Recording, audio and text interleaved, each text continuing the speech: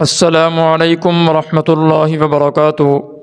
ناظرین اکرام، کل کی ویڈیو میں ہم نے وہ عذر بیان کیے تھے جن کی وجہ سے رمضان المبارک کا روزہ چھوڑنے کی اجازت دی گئی تھی۔ آج کی ویڈیو کو اسی کا تتمہ سمجھ لیجئے یا اسی کا دوسرا حصہ سمجھ لیجئے۔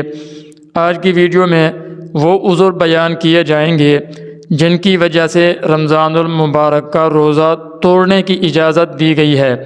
یعنی رمضان المبارک کا روزہ رکھ تو لیا لیکن ایسے شرعی عذر ہیں،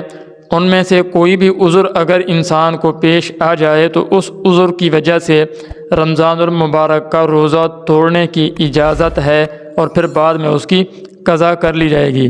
بغیر عذر کے اگر کوئی آدمی روزہ توڑ دیتا ہے تو اس کے اوپر قضا بھی لازم ہوگی اور کفارہ بھی لازم ہوگا، لیکن اگر عذر کی وجہ سے توڑا ہے تو پھر قضا تو لازم ہوگی، کفارہ لازم نہیں ہوگا۔ اب وہ عذر بیان کرتے ہیں۔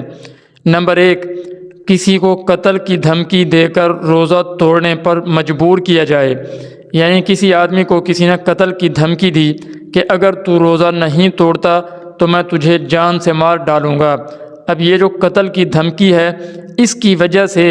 وہ اپنی جان بچانے کے لیے روزہ توڑنا چاہتا ہے تو اسے اجازت ہے، وہ روزہ توڑ سکتا ہے اور بعد میں اس روزے کی وہ قضا کر لے۔ نمبر 2،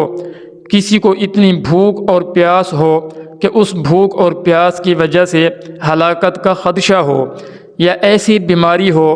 کہ ماہر طبیب یا سینئر ڈاکٹر کے مطابق مرض کی شدت یا جان کا خطرہ ہو، تو ایسی حالت میں بھی روزے کو توڑنا اور روزے کو افطار کرنا